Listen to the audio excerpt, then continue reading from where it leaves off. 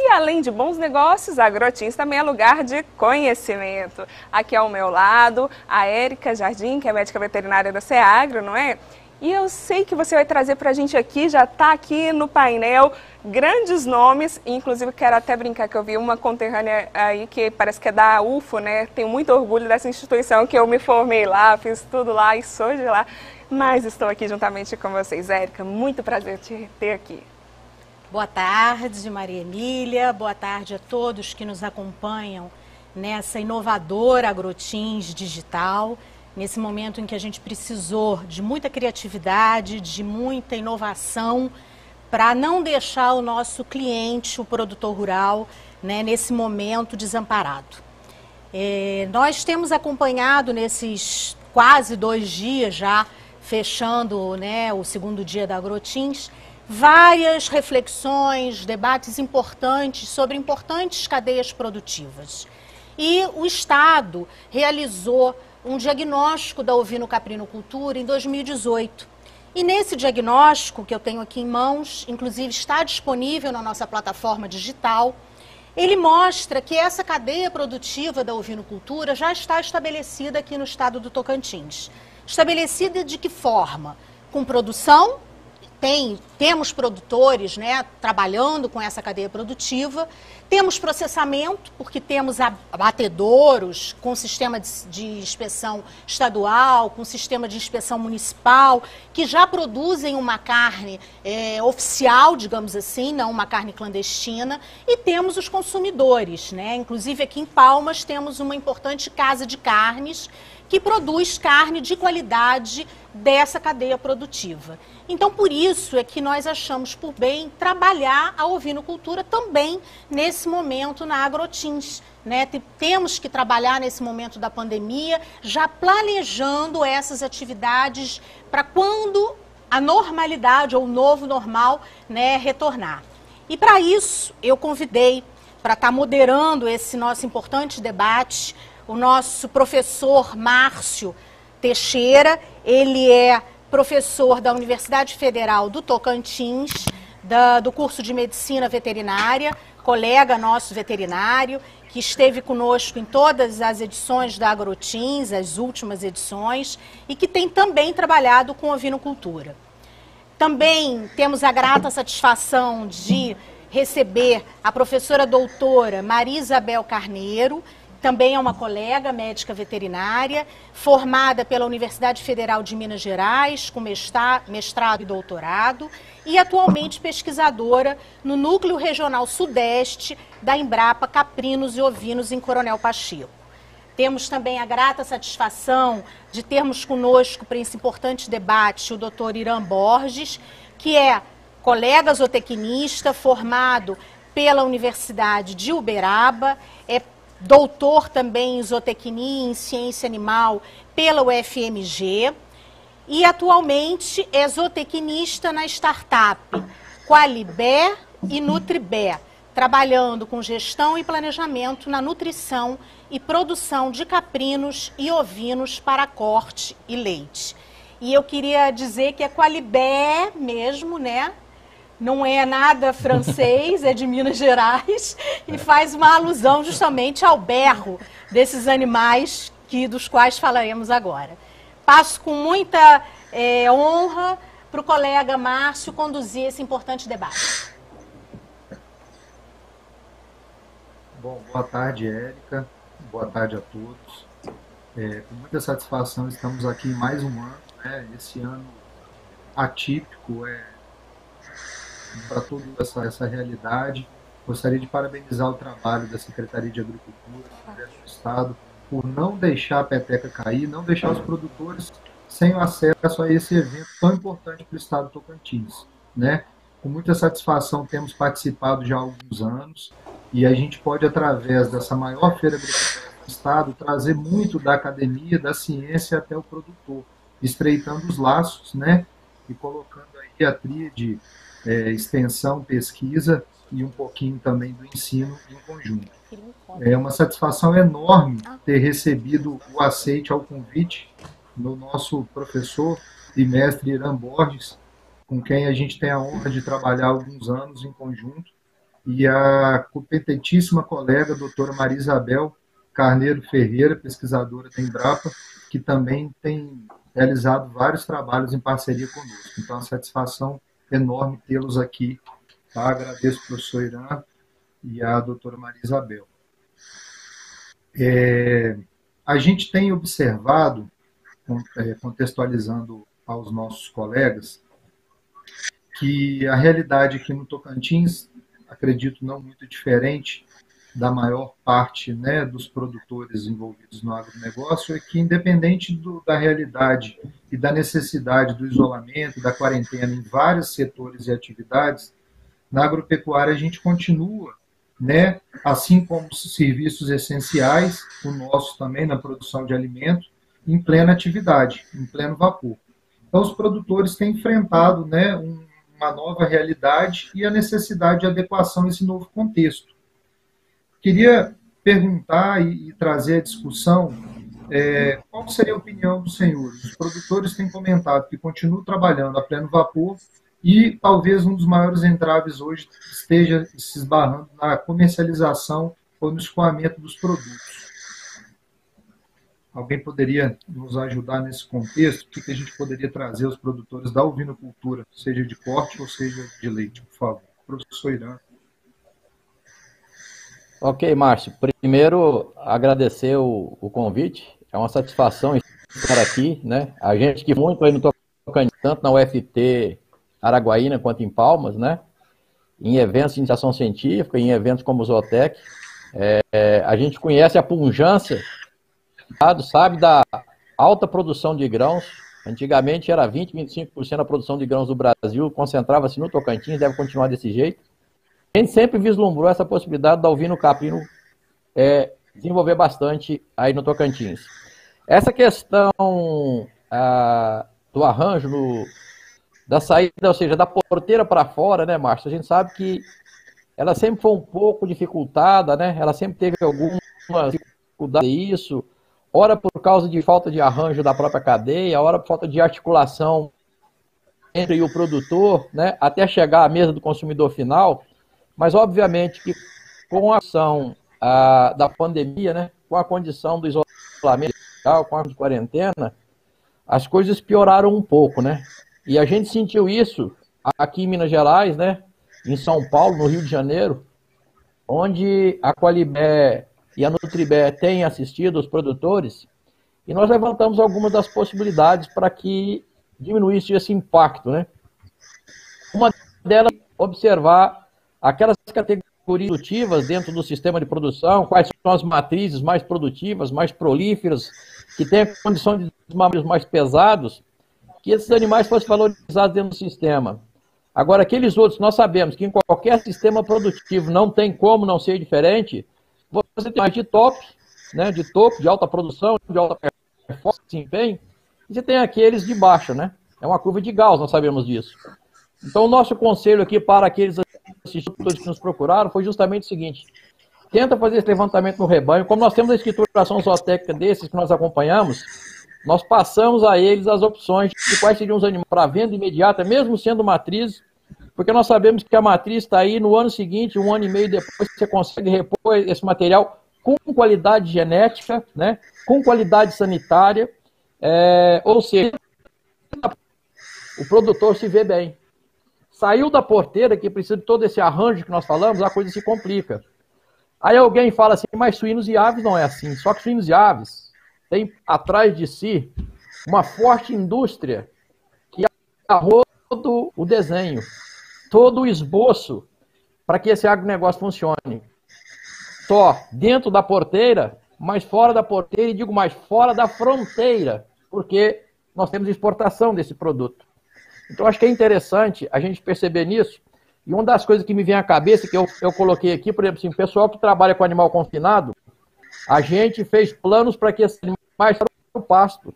Para quê? Para diminuir um pouco da diária, ou seja, do custo diário, que essa matriz, principalmente a leiteira, mas a de corte também, estaria impondo ao sistema. Então, no caso do leite, por exemplo, aqui nós temos algo em torno de R$ 3,00, R$ 3,50 diária da ovelha. No corte não fica muito longe, fica na faixa aí de 1,80, 2,50, dependendo do tipo de suplementação que se dá, né? Então, nós falamos o seguinte, passamos mais ou menos igual que nossos irmãos nordestinos fazem, que é aquela chamada poupança viva, ou seja, mantenha um grupo de animais dentro da propriedade o suficiente para que quando toda essa quarentena, todo esse impacto inicial da pandemia passar, eles tenham bala na agulha para retomar o ritmo de produção da forma com que vinha sendo feito anteriormente a essa desgraça que assolou a humanidade, né? Eu não sei se era isso que você queria, né? Mas estamos dispostos a qualquer coisa de debate, viu, Bel? E só dizer, né? Para mim é um grande prazer estar aqui com 2 ex-orientados meus, né? Para mim me enche de orgulho de saber que essa trajetória como professor na UFMG rendeu bons frutos, não só de vocês aí, mas de muita gente por esse Brasil fora. Então, fico muito feliz de estar aqui. Para mim é um grande presente poder participar de um bate-papo desse com vocês, né? E saudar, claro, né, a todos os colegas, zootecnistas, veterinários, técnicos agrícolas que estão no campo, mas especificamente ao produtor rural, né, e a todos aqueles trabalhadores rurais que não pararam, continuam na labuta. É isso aí, Márcio. Feito o meu discurso, eu lhe passo a palavra. Do leite, de ovinos e caprinos, que é a área de maior atuação como pesquisadora, dentro do contexto, porque, Marisabel, você mora em Minas Gerais, né? E está inserida numa região onde tem a cultura tanto grande do consumo, como também da comercialização desses produtos. Aqui no Tocantins a gente não tem essa cultura de produzir leite de cabra muito pouco e de ovelha de maneira nenhuma. Mas eu gostaria de perguntar o que você tem observado nesse mercado e se dentro desse contexto onde está sendo necessário nós nos reinventarmos e nos adaptarmos, se haveria uma possibilidade de expansão para esse comércio, para esse mercado aqui também no Tocantins, sendo uma região que ainda não trabalha fortemente na atividade. Obrigado. Bom, eu que agradeço, Márcio, o convite para estar participando aqui com vocês. É uma grande honra realmente dividir essa tela, né? Que hoje a gente não está dividindo a mesa, mas a gente está dividindo uma tela com o professor Irã, com você. E eu me sinto muito confortável de conversar, tendo vocês ao meu lado, porque a gente comunga da doutrina, né, do professor Irã, então a gente conversa muito também, a gente tem um grupo bem atuante, bem ativo, e realmente, como você ponderou, a minha área de atuação é voltada para leite, e a gente está na 2ª Bacia Nacional de Leite de Cabra, e eu já posso considerar também a 2ª Bacia Nacional de Leite de Ovelha.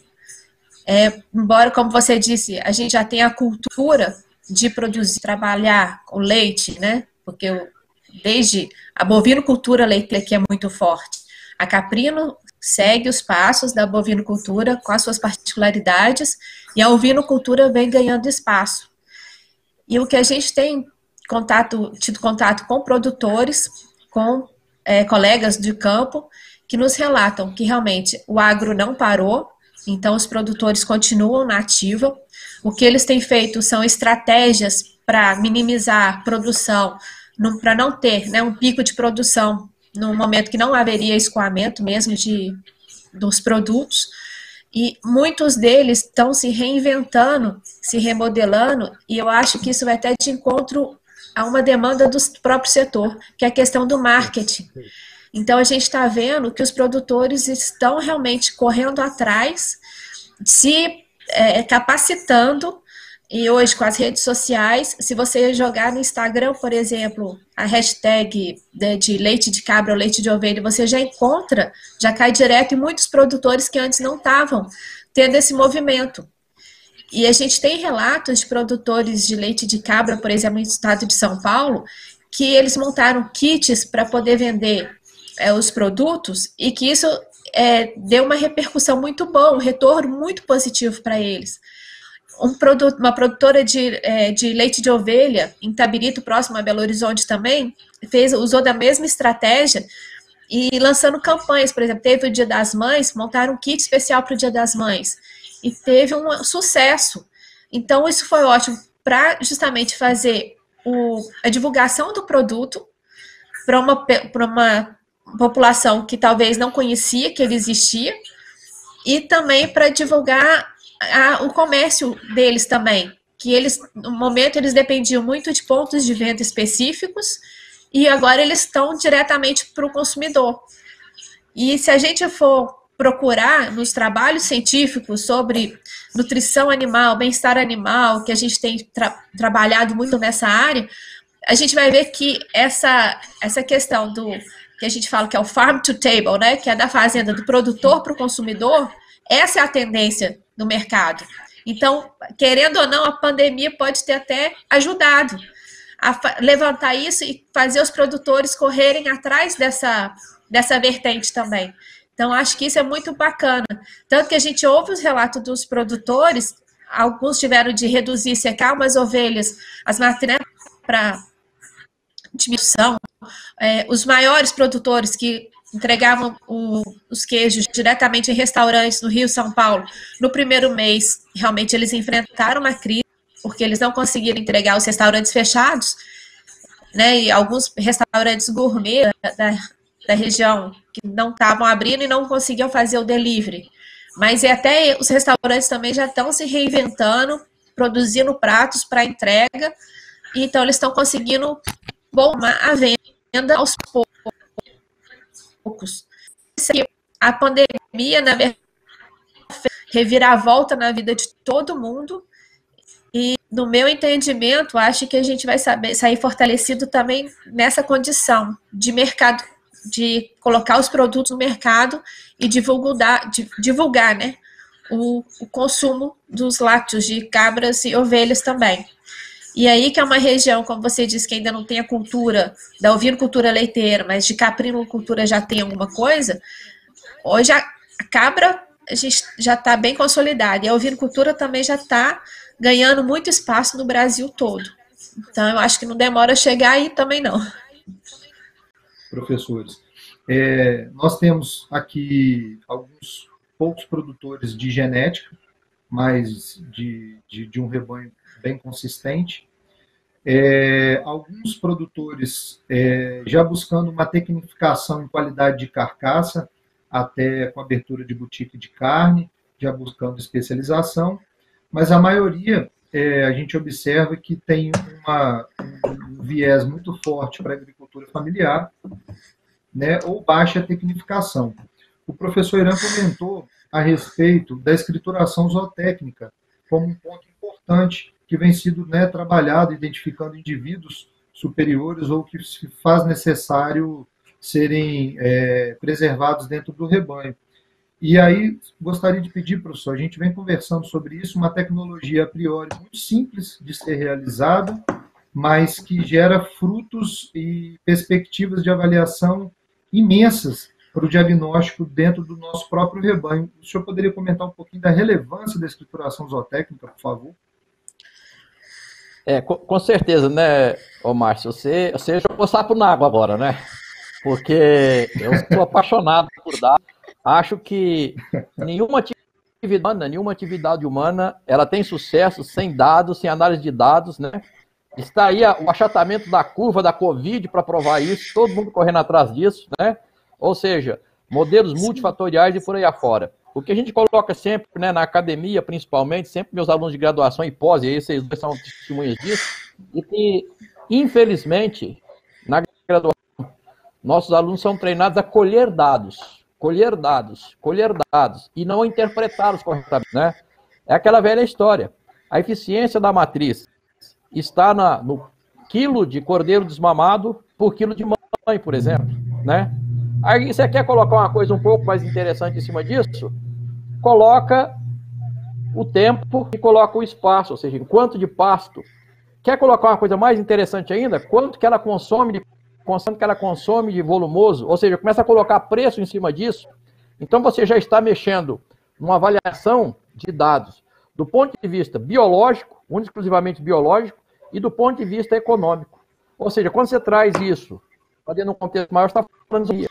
Então, acho que é muito importante que o produtor entenda, que o técnico entenda que os dados que ele produz na fazenda vão direcionar o futuro.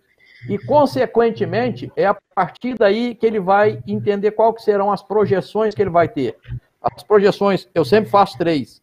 Uma projeção pessimista, uma projeção conservadora e uma terceira projeção, que é aquela projeção mais otimizada. E com isso, o que a gente tem conseguido?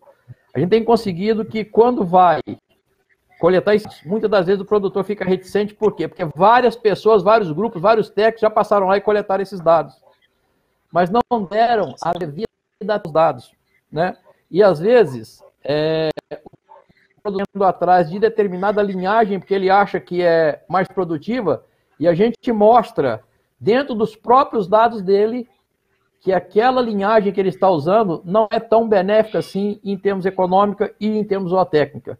E isso é uma coisa interessante que, de repente, fala assim, professor, a gente estava usando isso aqui durante tantos anos que era essa linhagem desse reprodutor. E hoje o senhor mostra para a gente que essa outra aqui, ó, que os animais são menores, eles têm maior velocidade de ganho de peso. Porque muitas das vezes, infelizmente, o olho do técnico, ele olha aquele animal grande, né? Esse animal grande, às vezes, não é tão eficaz na produção de carne. Por quê? Porque ele não leva em consideração a variável tempo. Então, essa variável tempo, que tem a ver com capital de giro, ela é muito importante na atividade de carne, por exemplo, né? E muito mais de leite também, como a Marisabel colocou. Então, eu acho, Márcio, que quando a gente vai trabalhar a escrituração zootécnica, por exemplo, produtor que não tem escrituração zootécnica, o técnico chega na propriedade. Eu dou a dica sempre, comece a escrituração zootécnica pela estação reprodutiva. Por quê? Depois de 5 meses, você já tem resposta dos dados que você fez lá na frente. E isso já demonstra a solidez dessa aplicação. A partir de índice de mortalidade, de desempenho, ganho de peso, conversão alimentar, você começa já a direcionar o produtor e ele aprende a fazer isso, sem a tutela necessariamente. Então, acho que é muito importante isso que se levanta e a gente tem que insistir nisso. Senhores produtores, senhoras produtoras e senhores técnicos, de uma forma geral, sem escrituração zootécnica, nós ficamos muito no achismo. Amanhã ou depois, aquela curva de crescimento, de desempenho, de ganho de peso, pode não redundar na eficiência que a gente tinha tido anteriormente. E o mais importante que eu acho é o seguinte, para fazer melhoramento genético, você precisa de números, você precisa de dados. Não é necessariamente com inseminação artificial, com transferência de embrião, ou simplesmente selecionando animais exclusivamente. Não estou falando mal dessas tecnologias ou dessa genética, entendam bem, mas se você faz isso aleatoriamente, eu não tenho dúvida que você está perdendo dinheiro. Um trabalho bem feito na fazenda, às vezes redunda num melhor custo-benefício, no melhor aproveitamento desses animais. Até porque o cenário, e aí é terra, é dafo climático, capital de investimento, é muito específico a essa atividade, né? Então eu acredito sim que a escrituração zootécnica, feita, seja em qual for o ambiente, ela vai dar uma solução para aquele ambiente, mas ela vai sinalizar para uma determinada gama de ambientes muito próximos, muito similares, e eu acho que tem que ser feito uma avaliação com parcimônia, né? Não sei se era isso aí que você queria, se quisesse valores, não, é isso mesmo, né? Não, exatamente, professor, porque até nós comentamos numa vez numa das edições da Agrotins, não me recordo qual o autor, mas quando ele discute gestão, ele fala aquilo que não se mede, não tem como se gerenciar, né? Aquilo que não se mede não tem como se gerenciar. E muitas vezes a gente observa aqui na realidade, onde os ovinocultores têm a ovinocultura na propriedade como atividade secundária, muitas vezes terciária, e esperam uma rentabilidade da ovinocultura comparativamente quando tem a bovinocultura, por exemplo, como atividade primária ou outra atividade, agricultura, piscicultura, o que quer que seja. Então, é importante a gente, né, deixar claro que a gente precisa medir, que a gente vai ter o retorno daquilo que a gente se dedica. Não é isso, professor? Me permite só um adendozinho, claro, um exemplozinho claro. A gente vai ficando velho. Do senhor e da Marisabel. A gente vai ficando velho, né, Márcio? Aí vai relembrando o passado, né? como diz você, lá nos Não anos vamos falar das 40, décadas, né, professor? lá nos anos 90, eu estive no interior de São Paulo, né, com um grande empreendedor do sistema agropecuário. Ele tinha vaca de leite, ele tinha ovinos de corte e ele tinha cultura de cana lá que ele arrendava para um.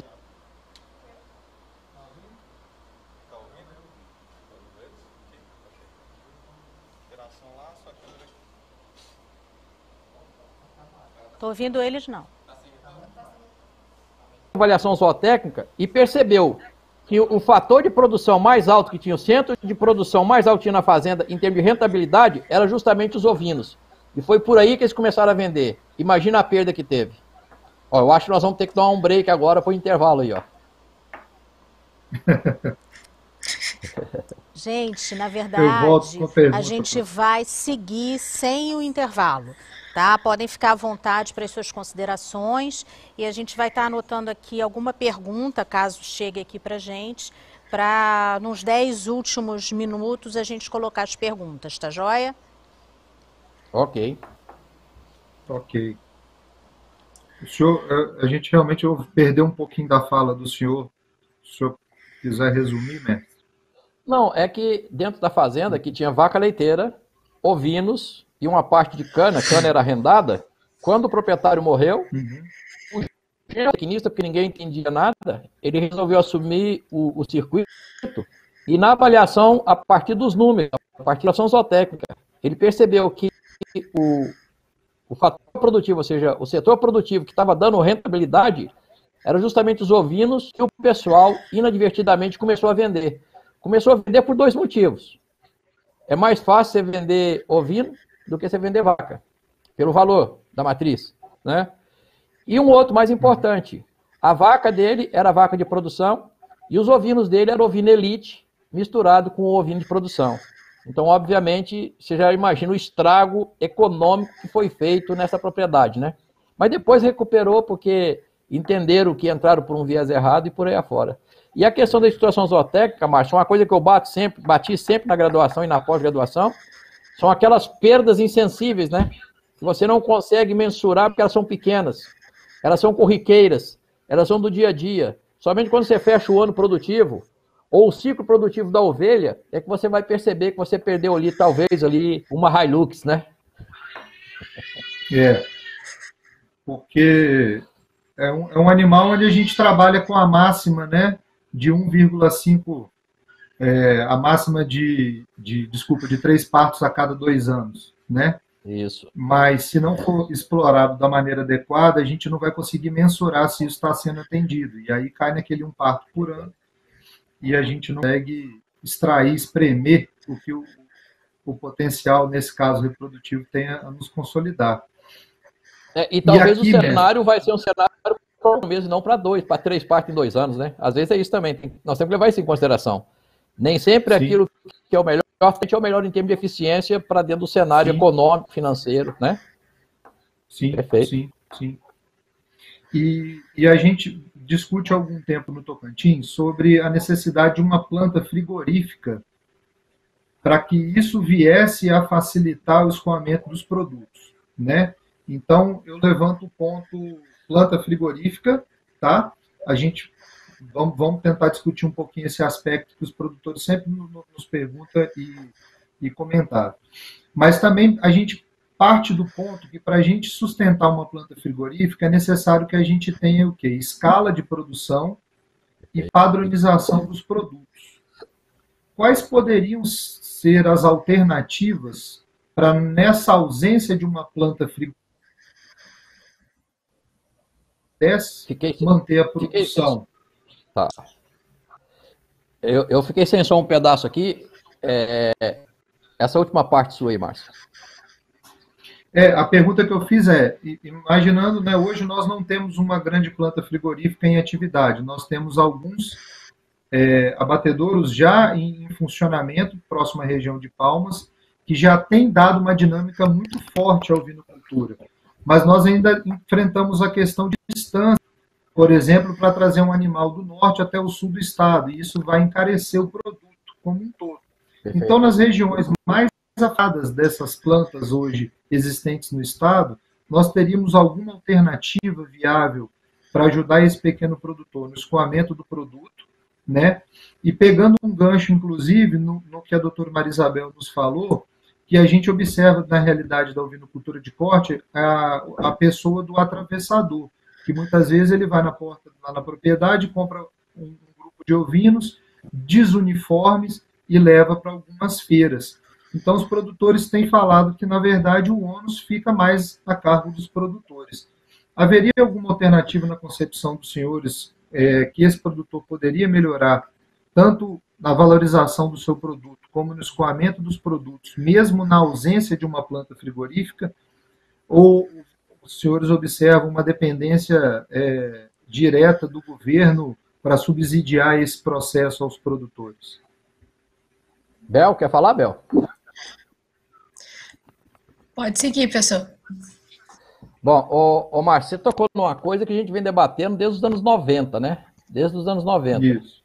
A uniformidade da carcaça, a uniformidade do lote, que de certa forma isso passa por uma vertente que a ovinocultura de corte não tem, porque na ovinocultura você tem uma gemelalidade muito alta, e consequentemente quando você tem animal de parto simples ou de parto duplo e triplo, esses animais são de tamanhos diferentes, mas isso a tecnologia, a prática de manejo já nos ajuda a trabalhar isso, que é no confinamento, se separar contemporâneos e por peso, né, separar isso, para poder fazer planos nutricionais específicos, plano sanitário específico para esses animais, né?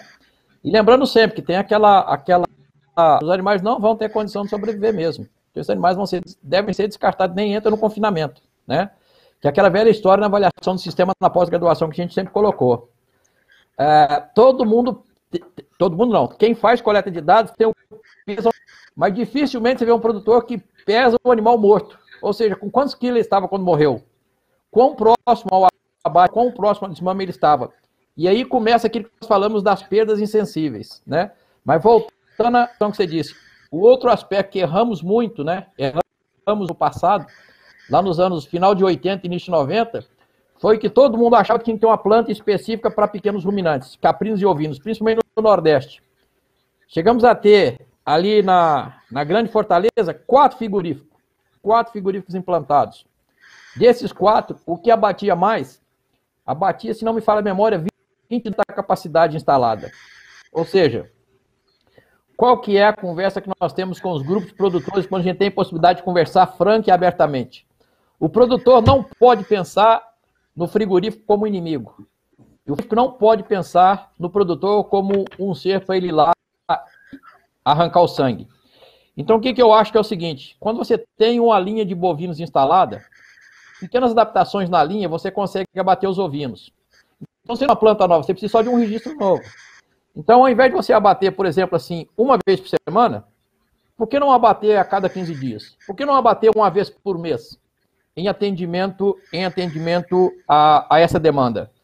Nos anos 80 e 90, transição entre os dois, a Emater do Paraná tinha um programa assim, fantástico, que determinava justamente onde estavam os cordeiros a serem abatidos. E olhava qual era a demanda do Estado, principalmente naquelas regiões mais consumidoras. E a partir daí direcionava esses abates para esses frigoríficos mais próximos. Inclusive, quando isso não era possível, eles faziam uma coisa mais inteligente. Ao invés de andar, mas eles tinham mapeado, né? Eles tinham mapeado todos os frigoríficos que tinham essas linhas de adaptação para abate de ovinos. Então, ao invés de andar com o animal, eles andavam com as peças, com os cortes, porque economizava combustível e economizava uma opção de coisa. Que você trabalhar com peça, com carcaça, é muito mais interessante do que trabalhar com o animal em pé em cima da carcaça, em cima da carreta, né? Então, Márcio, o que eu acho é o seguinte, que os produtores tocantinenses, que eles vão até essas plantas já instaladas e propõem negócios. Nós temos abatido aqui com um parceiraço aqui próximo a Belo Horizonte, aqui, ó, ele nos cobra aquilo que nós achamos que é justo, porque ele tem um serviço a ser prestado. Então, quando a gente joga o produtor, a gente percebe que mesmo pagando X para o indivíduo lá, para o frigorífico, nós ainda temos condição de ter lucratividade. E um aspecto importante, algumas das vezes, esse frigorífico fica com algumas das carcaças. E aí eu quero dizer o seguinte, nessa questão aí de não querer inventar a roda. Por quê? Porque lá nos anos 80 era o kit cordeiro. O que era o kit cordeiro? Você comprava uma caixinha, né, num grande supermercado francês aí, né? E você comprava assim, vinha uma paleta, uma costela e um pernil. Cadê o resto do cordeiro? Né? O quinto quarto, que são as vísceras comestíveis, né? Mas não é só isso. No interior de São Paulo, lá nos anos 2000, eu fui lá com o Gilberto Macedo, professor da UFO hoje, né? A gente foi num dia de campo, aqui esse canto lá, e a gente correu ali. Então chegamos no entreposto, que era o seguinte, ele era que comprava as carcaças de várias espécies, era como se fosse só um processador. E ali ele fazia os embutidos, fazia os prensados, fazia os processados. Entendeu, Márcio? Então eu acho que nós temos um potencial muito explorado nesse sentido, muito grande. Inclusive, você aí da produção de carne gourmet lá em cima e trabalhar com carne ou com produtos com preços mais populares, abrindo justamente a vertente, deslocando, por exemplo, carne de reprodutor, carne de animal que não teve o grau de tratamento naquelas carcaças heterogêneas que a gente vê lá no campo. Que eu não iria, sinceramente, não recomendo que os produtores, né, fossem atrás de plantas novas instaladas. Tentariam justamente essa interface com aquelas plantas já instaladas para bovinos e para suínos, que suínos também é fácil de fazer, e faria essas adaptações. Tem preço a ser pago. Tudo isso tem uma remuneração. Nós temos que ter isso em mente. Agora, essa remuneração não tem que ser para os dois lados, né? E eu não vejo, numa negociação direta, eu não vejo ninguém sendo obrigado a aceitar essa ou aquela condição, a não ser que seja apenas um a prestar o serviço. Aí todo mundo fica na mão dele. Eu acho que é possível, sim, você resolver a questão da carne, da carcaça, dos cortes especiais, tudo bem, mas principalmente dos processados. Eu acho muito importante. Uma vez numa reunião de uma grande associação de produtores que tem por aí, não vou falar o nome, e estava da carne de cordeiro. E eu falei, e as ovelhas? O que nós vamos fazer com as ovelhas? Viraram para mim e falaram assim, as ovelhas não dá carne de qualidade. Eu falei, então tá bom. Todas as ovelhas forem descartar, vocês me dão que eu vou trazer um carro aqui e vou levar para o abatedor, e vou fazer hambúrguer, vou fazer linguiça, vou fazer salsicha. Entendeu? Então acho que está na hora, está passando da hora de fazer isso. Aí tem que aprender com as duas indústrias de carne assim mais potentes que nós temos, que é suínos e aves, principalmente, né? Quando a carcaça começou a quebrar, eles passaram a vender o frango em pedaços, né? Quando eles começaram a descobrir a máquina que tirava a carne, inventaram a carne do osso, aquela pouquinha carne que ficava no osso, resolveram fazer o nuggets. Estou aqui atrás disso, né? E nesse aspecto, viu, Márcio? Não falando da pandemia agora, e não sair da pandemia esse ano, mas eu tive, junto com vários pesquisadores, vários produtores, tive a honra, né, de participar do Cicobi lá da Embrapa Caprinos e Ovinos, e algumas coisas estão batendo aqui. As prospecções para carne, leite, caprino e ovina foram essas aí, ó. Aumentar a venda pela internet, isso é uma coisa que está acontecendo. Aumentar o tipo de produto, seja lácteo ou seja carne, mas principalmente, uma coisa muito importante, não tenha dúvida, você perguntou se é o governo ou não. Nós acreditamos, com a atual política instalada não no Brasil, mas no mundo, cada vez menos você vai ter interferência do governo. Então a inspeção vai ter algo oficial, mas vai ser muito autorreguladora, tá? Vai ser muito autorreguladora. A condição de extensão, serviço de extensão vai ser a mesma coisa. Por exemplo, quando a gente vê a Daiane, né, falando o que acontece na Nova Zelândia, o que aqueles neozelandeses têm que nós não temos? Em termos de capacidade, eu digo. Então, acho que a gente tem sim que organizar. O problema é que a gente não tem ainda essa prática, né, de observar nesses aspectos oportunidades, né? Então, muito antes de achar que a falta de planta instalada é entrave, nós temos que pensar onde tem planta instalada e aquela velha história. Será que não seria o caso da gente trabalhar com abatedor itinerante? Né? Então, acho que a gente tem esse sentido também. Ok? Ok, professor. Obrigado. Temos mais alguns minutinhos, Érica, por favor.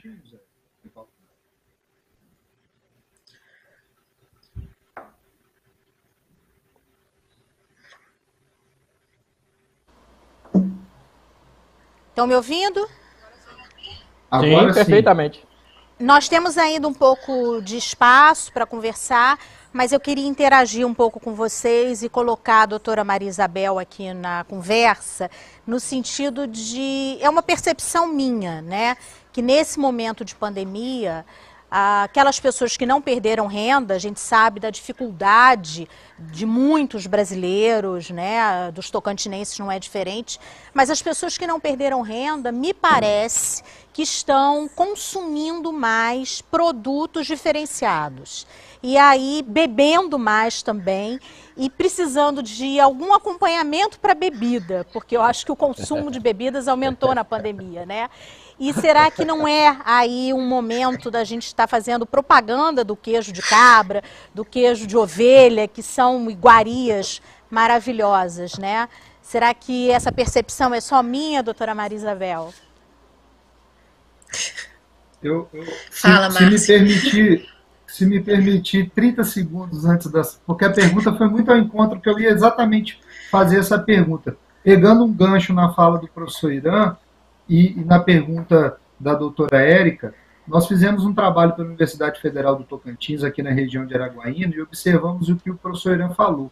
Os maiores consumidores de derivados de ovinos e caprinos estão na classe A ou classe C, certo? Aquele que busca um produto de alta qualidade, com paladar diferenciado, ou aquele produtor que tem um espaço restrito e está produzindo quase que para subsistência, né? Ou para o consumo em pequenas atividades festivas.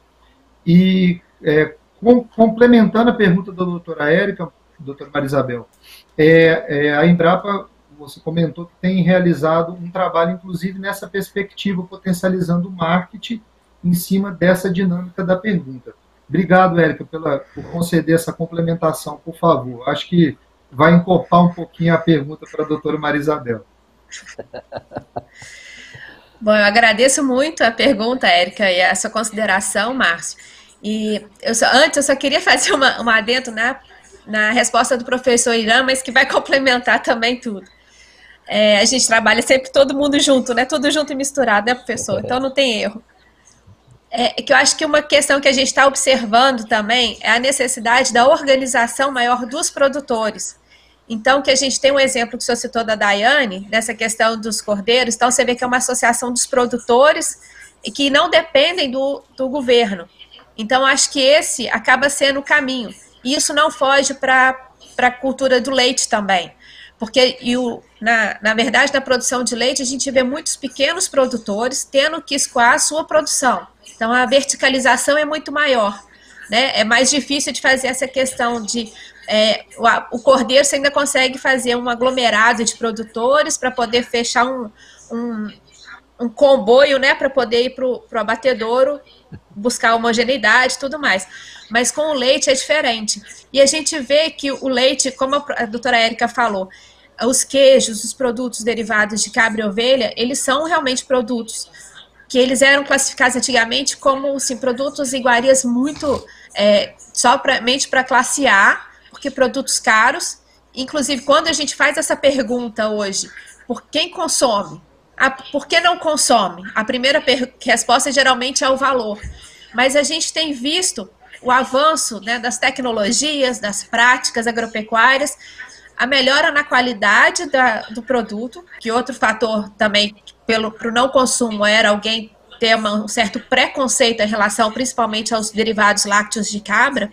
Então a gente tem visto uma evolução da qualidade desses produtos e, consequentemente, uma maior acessibilidade dos produtos aos consumidores. Então, antigamente, você procurava por queijos finos, geralmente eram só queijos importados. E aí, com isso, vem a tributação, então são queijos mais caros.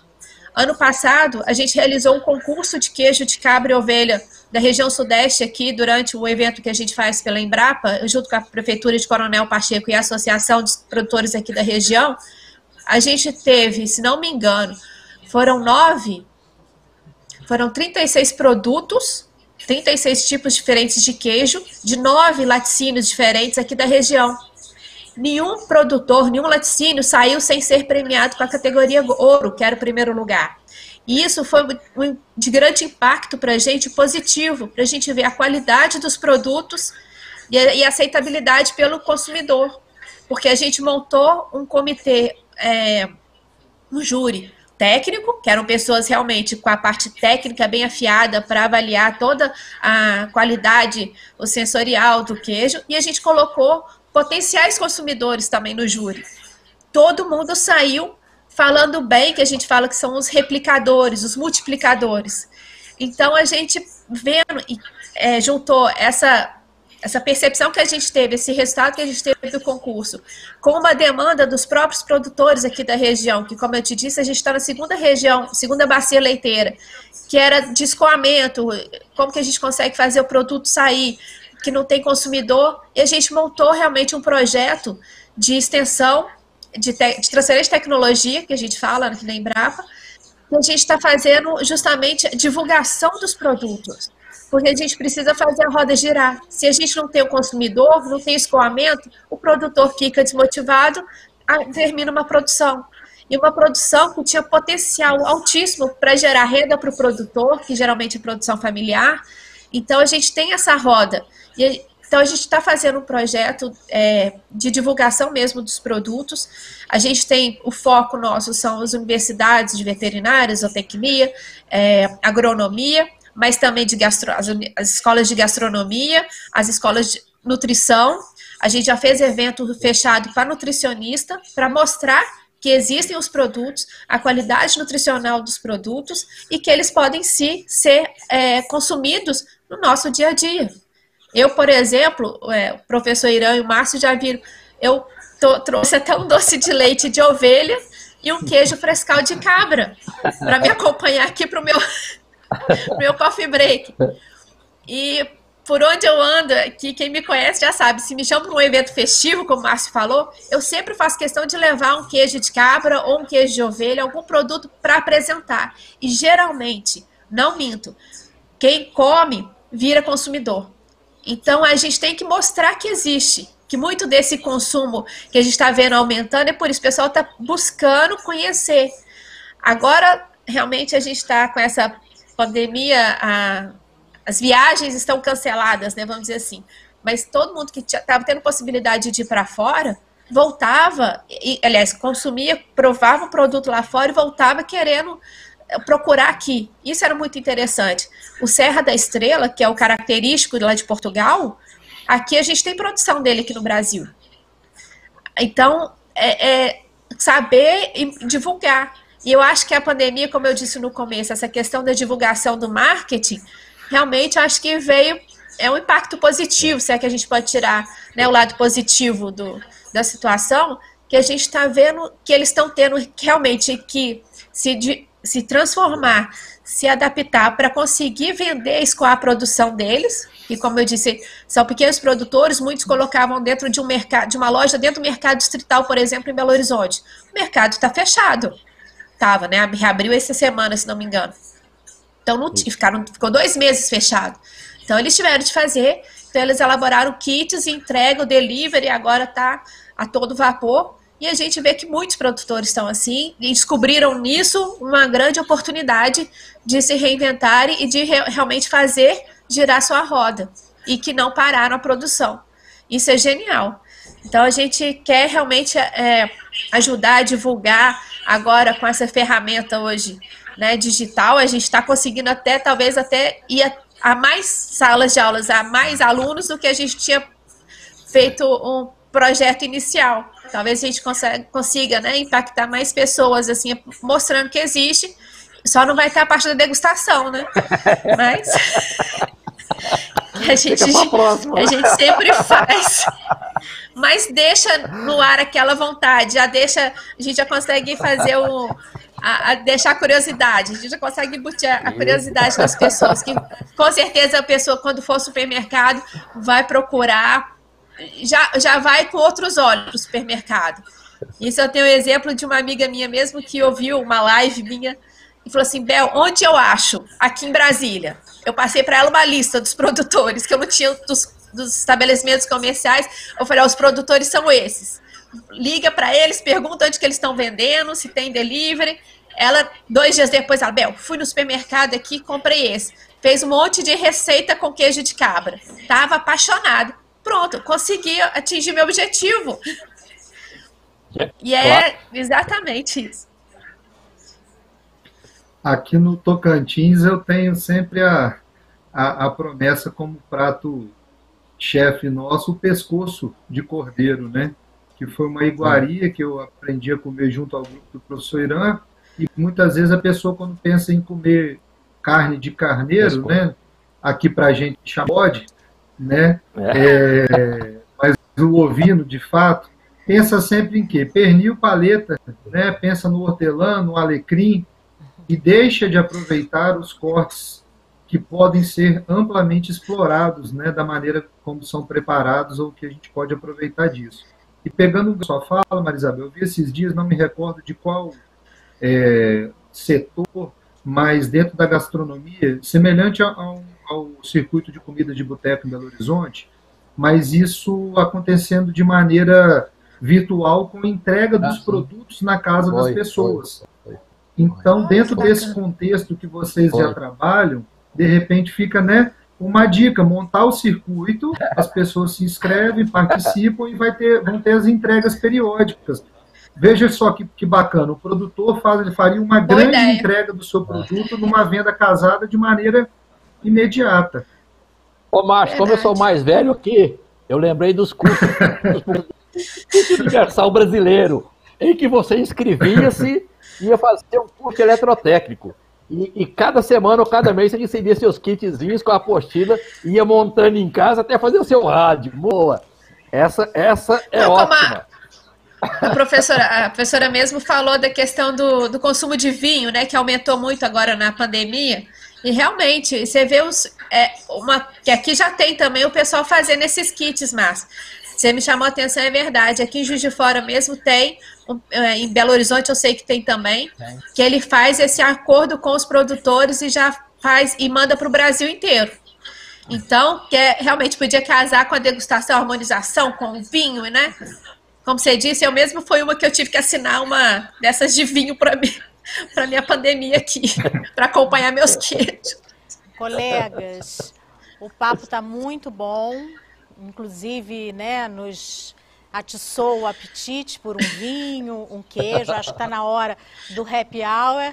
E a gente queria, então, passar para as considerações finais. Nós já estouramos o nosso tempo, né, e já agradeço a participação de todos os colegas. Foi muito enriquecedor, muito propícia para esse momento aqui, a gente discutir essa importante cadeia pecuária para o estado do Tocantins. Eu também, rapidamente, agradecer mais uma vez o convite feito pela Secretaria, na pessoa da Érica, para participar do evento. Eu acho que nós temos o dever e a obrigação, né, por estarmos representando uma instituição de ensino, estarmos presentes sempre que convocados. Tá? Conte sempre conosco. E, como consideração final, eu gostaria de fazer mais uma pergunta aos dois participantes conosco, agradecer muito a participação do professor Irã, nosso mentor aí, e como a Marisabel bem colocou, e para mim uma pessoa a ser seguida, né, como vida. E a colega super competente Marisabel, muito obrigado. Eu queria fazer um trocadilho até com o título do nosso bate-papo aqui, né, Perspectivas da Ovinocultura após a pandemia do Covid em 2020.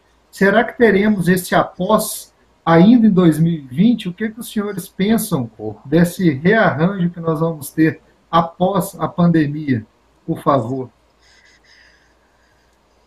Marisabel? Essa questão da pandemia cada vez mais deixa a gente meio aflito, né, ansioso, porque a gente nunca sabe quando que vai passar, a gente não tem essa data final e a gente só vai adiando. Então, eu acho que a gente não pode também esperar esse após a pandemia. Eu acho que a gente tem que começar a fazer alguma coisa hoje. Já que a gente está se reinventando também, está aí a Feira Agropecuária Digital, 100% digital, como melhor exemplo para isso tudo, e é a gente tentar tirar o melhor proveito de tudo da pandemia e para a gente sair assim muito melhor disso aqui tudo. Pensar positivo, porque de negativo já Basta o estresse que isso já está causando na gente. Bom, queridos colegas, né, e pessoal que está ligado aí, eu sou por natureza otimista. Talvez meu otimismo não chegue a ser exageradamente otimista, não. Mas eu vou trazer algumas coisas aqui para o cenário, Márcio. Nunca, na história da humanidade, uma vacina foi conseguida com um tempo tão recorde igual que esse foi, né? Então, acho que a humanidade estava precisando, talvez, de um saculejo para colocar suas potencialidades na mesa, sabe? Eu acho que algumas sequelas vão ficar, mas eu tenho comigo, e isso é uma expectativa minha da seguinte forma, por exemplo, o arroz, o feijão, o milho, a carne de ovino, o queijo de cabra não podia faltar, então eu tenho que consumir. Mas aquele jeans eu pude atrasar a compra, aquele carro que eu queria trocar eu posso atrasar a compra. Por outro lado, esse capital ainda está comigo. Eu acredito que economicamente, apesar dessa terra arrasada que estão colocando por aí, eu acredito que nós teremos um outro cenário de negócio nesse país. Aliás, no mundo, o mundo está mostrando isso para a gente, né? Não temos que pensar isolacionista, tem que pensar aqui que o mundo está mostrando. E vejo com muito bons olhos o setor agropecuário e principalmente do pequenos ruminantes. Por quê? Porque aqui precisava de um ciclo mais longo para produzir, principalmente o ruminante. Vão entender que na ovinocultura, de corte ou de leite, ele tem condição de fazer retorno. Por exemplo, com 50 animais de leite, produzindo esses queijos finos que Bel falou, esses doces de leite adequados que Bel falou, você vai em torno aí de 9 a 15 mil líquido por mês. Quer coisa melhor do que isso? Ok? Mas eu acho que vai passar. Vai passar. Eu acho que o recado mais importante que está aqui para todos nós, gente, para todos nós, máscara, higiene pessoal, manter o distanciamento, sabe? São as únicas armas que nós temos hoje, entendeu? Então façamos isso, façamos nossa parte, não contaminemos o próximo, né? Recentemente uma vizinha aqui começou a tossir durante a madrugada, eu fiquei preocupado, fiquei muito preocupado, não por mim, mas por ela, que tem filho, por ela que sustenta, entendeu? Então eu acho que a gente tem que ter um pouco mais de empatia e eu acho que essa pandemia vai isso. Érica, muito obrigado, agradeço a Agrotins, a secretaria, Márcio, o convite foi maravilhoso, esse bate-papo foi ótimo, sabe? Por mim eu ficava aqui até a meia-noite, mas eu sei que não pode, viu? Ainda temos muita programação. Em nome da Secretaria da Agricultura, a gente agradece, foi um prazer recebê-los aqui no estúdio para esse bate-papo de um momento importante, né, inovador. E aí eu quero agradecer muito a disponibilidade do professor Dr. Irã, da professora doutora Maria Isabel e do professor doutor Márcio, nosso colega, nosso parceiro de várias edições da Agrotins. Muito obrigada, Érica. Para Maria Emília. Obrigado. Muito obrigada, boa noite a todos.